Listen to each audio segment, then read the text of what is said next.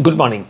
This is my second of the three videos that I am doing on the Israel-Iran war, and the subject of this is on the screen. Now, before I discuss this subject, I want to lay out my basic argument. As I explained in my first video, Iran won the 12-day war, and with that, the myth of Israeli military superiority in the Middle East was shattered. And this was a shocker for Israel, because Israel believes that this is absolutely essential for its existence as an artificial construct on the Palestinian land. And for Israel, this is the end in itself. What this means is that Israel must always have military superiority in the Middle East. Given this, Prime Minister Netanyahu would want to break the ceasefire which has come into being, a ceasefire that Israel and not Iran first asked for. But his problem is that he cannot do much by himself. He needs the involvement, a direct involvement of American troops, a subject that I will come to in a while. So this is the Israeli argument. Now, when you look at the Iran argument, it is entirely different, because what Israel considers to be an end in itself is a mere stepping stone for Iran, whose main objective is to establish a state of Palestine where, through a referendum, the original inhabitants, the Jews, the Muslims and the Christians, they decide their fate. Iran rejects the two-state solution, and it rejects the idea of Israel as a state itself. And the evidence of that is, as I explained in my first video, you see the first line of offense of Iran, where there is Hamas, Hezbollah and the Houthi. All these are considered to be terrorist organizations by Israel as well as America. So when we look at the two positions, the position of Israel and the position of Iran, it becomes very clear that there is no meeting ground. Given this, considering that Iran understands that military power is absolutely critical to do anything, it is critical for Israel as well as for America. I believe that Iran should be seriously considering having nuclear weapons. This is my argument. Now, with this, let me move on to the subject of this video, which is that the two key objectives that Israel wanted to accomplish when it started the aggression on the 13th of June, they have not been accomplished. They have not been achieved. And they are to decimate, to destroy Iran's nuclear weapon capabilities and to do a regime change in Iran. Let me take them one by one. Now, as far as Iran's nuclear weapon capability is concerned, since this is uranium based, a bit of a primer is essential. Now, you see, uranium ore has two isotopes, which are uranium 235 and uranium 238. Of these, uranium 235 is the weapon grade, but it is in less percentage in the ore. So the whole idea is how to increase the percentage of 235, which is the weapon grade, and for that the uranium ore is first converted into uranium hexafluoride gas, and then that gas is put in centrifuges. Centrifuges are high speed rotating cylinders, and this is where it is enriched. The word enriched basically means that the percentage of uranium 235 has to be increased to make it weapon grade. So the key thing here is the centrifuges. Now, we know that Iran today has state-of-the-art centrifuges. It has IR6 and IR8, which have the capability of doing the enrichment faster. Now, if you do the enrichment up till a cutoff of 20%, then it can be used for the civil purposes, the nuclear power. Anything more than 20% is then moving towards the nuclear weapons, moving towards making the fissile material. Now, we know that President Trump, in his first term in May 2018, walked out of the JCPOA, and after that, the IAEA inspectors reported that Iran had attained 60% enrichment. Now, when you talk of 60% enrichment, you are quite close to doing 90% or more than 90% enrichment, which is what is required for the fissile material which becomes the nuclear weapons. In other words, Iran had already reached the threshold stage of making nuclear weapons. So the point to make here is that Iran has the centrifuges, state of the art centrifuges, it has the knowledge, it has those scientists who have gone through all this, so it has advanced technology, it has resources, and it has a lot of help coming from Russia. Now, the IAEA inspectors also said that this 60% enriched uranium, which was about 400 kilograms, good enough to make 9 to 10 nuclear weapons, it was removed and it was not found. Now, having given this primer, let me give you a few other things as well. Now, I know from sources, not really sources, from people who know, who are very much in the know of things, that as far as the uranium stockpiles, up till 20%, which is for the civil purposes, are concerned of Iran, they were moved to Russia. This is known. Now, whereas that 400 kilogram that the IAEA is talking about, which is of 60% enrichment gone, nobody seems to know. Now, we also know that on the 14th of June, which is one day after the Israelis did the aggression, did the attack on Iran, President Putin had a telephone call with President Trump where he offered mediation.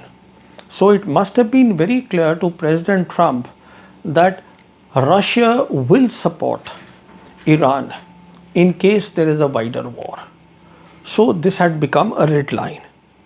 And in any case, we recently heard from the Foreign Minister of Russia, Sergei Lavrov, say at one of the meetings that the IAEA inspectors, they should be neutral, the ones which are there in Iran, but they do not have neutrality.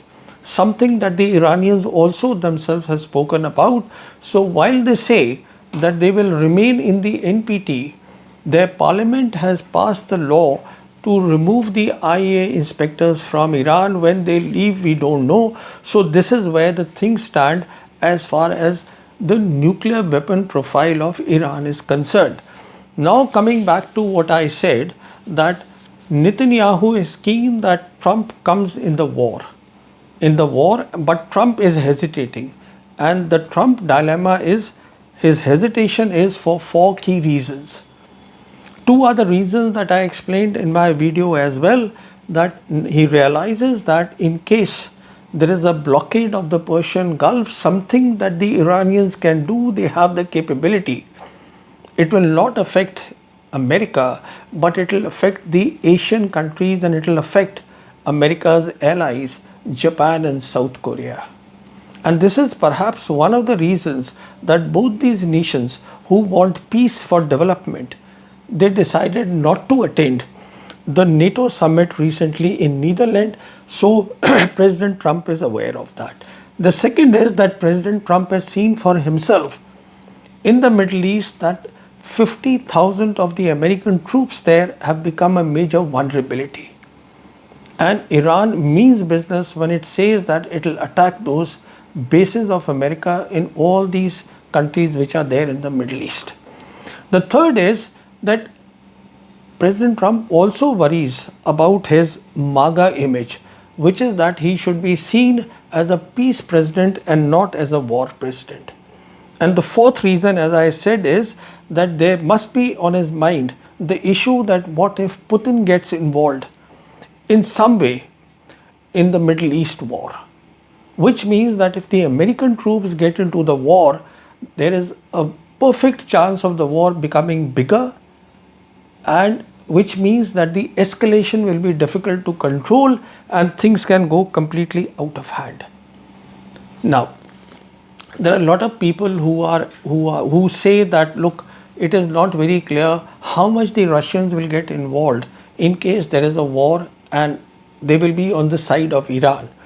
And much attention is drawn to a recent interview given by President Putin, where he spoke about, he was talking of Israel, and he said that, look, out of the 10 million people in Israel, close to 2 million people, they are of Soviet and Russian origin. He left it at that, giving the impression that the Russians will consider this factor about Israel when they want to support Iran. But I don't think this is really a factor, because as far as Russia is concerned, Russia is very clear that in the new world order, Iran is a very important player, and it will support Iran, in my assessment, a subject that I will speak in my next video as well. Now, having understood as far as President Trump is concerned, the issues which are involved if he gets directly involved in the war in a big way, once he understood all that, he wanted to cut a deal with Iran. And to cut a deal, a lot of theatrics were done, which we saw in the last 2-3 days. They happened. And we saw that there was a report of the damage assessment which was given by the DIA, the Defense Agency, Intelligence Agency of the Pentagon, that got leaked to the CNN. And that report said that the Iranians are just about 1 or 2 months short of acquiring nuclear weapons. Now, as far as Trump is concerned, in a press conference with all his cabinet ministers, he said that that was complete nonsense, what has been leaked by the CNN. And then we saw that after he got involved, everything was a theatric. You know, when he got involved, the Americans got involved on the night of 22nd June.